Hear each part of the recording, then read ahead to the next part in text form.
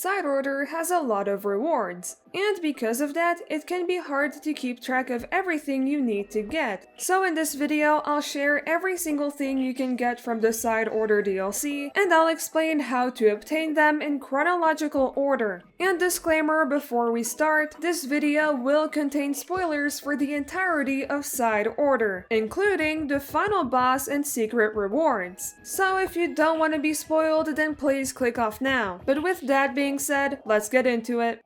Let's start off with rewards from the initial Spire. The initial Spire refers to the tutorial section where you learn the mechanics of the game in Free Marina. By completing it, you get badges of Pearl and Marina, along with the Memversal Beta Tester title for your splash tag. And in the Order sector, you get Marina's palette, and 3 keys that let you open the first 3 lockers, in which you get the first Dev Diary, a banner, and Agent 4's palette.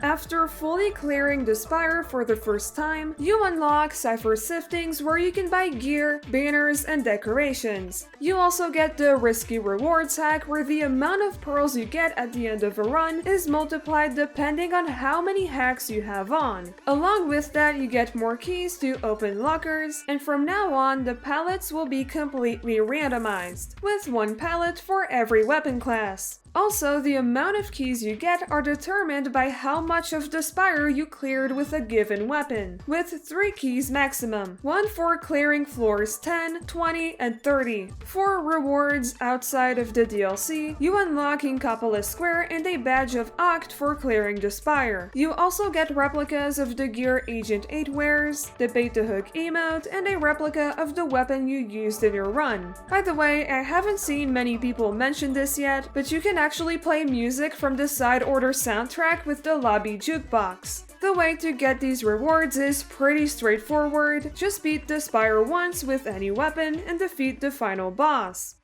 Now this is where things get a little more complicated. To me, 100% is clearing the Spire with every palette and obtaining the things that naturally come with that. Every time you clear the Spire of Order with a new palette, you get a replica of that weapon to use in multiplayer. You also get 3 new keys, and Cipher Siftings will have a wider selection of items after every clear. The lockers have a total of 550 pearls, 12 Dev Diaries and their stickers, and 3 banners along with the remaining palettes and the final 12th palette that belongs to Agent 8.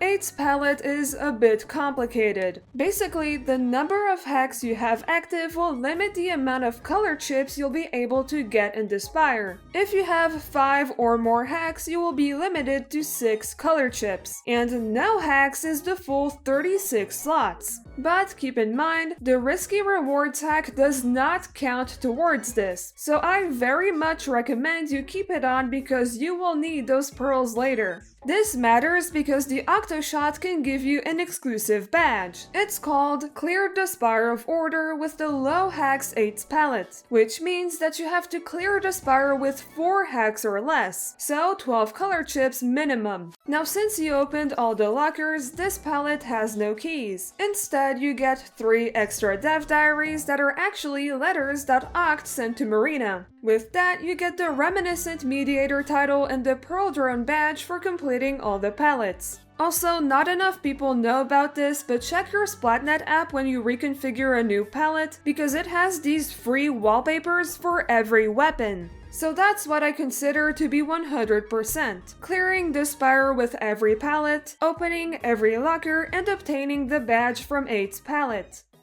And finally, 1000%. 1000% is finishing everything and getting every single reward left. This part is very grindy and generally takes a lot of time. The first and easiest thing here is the Gelatin Field Guide. This is a handbook where Oct, Marina, and Pearl gradually add comments to an entry after you beat an enemy a certain amount of times. You get 3 comments and a final conclusion. And when you get the conclusion, the page changes to a dark background with a holographic image. Then you get a title of the gelatin's name. There's a title for every enemy except Marina and Overlorder. Once you complete every entry, you obtain the title Side Orderly Reveler. The gelatin field guide isn't too hard to complete, especially if you already did 100%, because you naturally defeat a ton of enemies during your playthrough, and it's something you can kinda just have going on in the background while you complete everything else. But where you'll struggle more is the color chip collection. Believe it or not, getting every chip just once isn't enough for 1000%. When you look at your collection, you can see 3 little lights above every chip that show how many you stacked in one run, with 3 lines indicating that you have obtained 5 of that chip. You can also see lines under the color chips that connect multiple together. Also, it's pretty subtle, but every family has its own specific color. When you max out a chip and get those 3 lines above it, you'll see underneath that the line is partially colored. But for it to be fully filled in, you need to max out every chip in that family. For example, let's take these mobility chips. They all have the 3 lights because I got them to 5 upgrades in different runs, and the line underneath is colored because they have all been maxed out. And I'm sure you're wondering, but why does that even count for 1000%? Well, it's because every family gives you a badge of that color. Why? I don't fucking know, but I think it's hilarious to have 18 colorful squares in my inventory. For reference, after what I already did for 100%, it still took me 15 extra runs, so 450 floors to complete the color chip collection. This takes a lot of grinding, so I honestly do not blame anyone who decides to skip this part. But for our last reward in the side order DLC, the Cipher Badge. It's obtained by buying literally everything from Cipher Siftings, which takes a total of 4,042 pearls. After that, you obtain the badge and you can get daily rewards from Cipher. These rewards are random and cost 100 pearls. And that's it. To get absolutely everything in side order, you need to clear the initial spire, clear the Spire of Order 12 times with different palettes, complete the gelatin field guide, complete the color chip collection, and buy everything from Cipher's shop.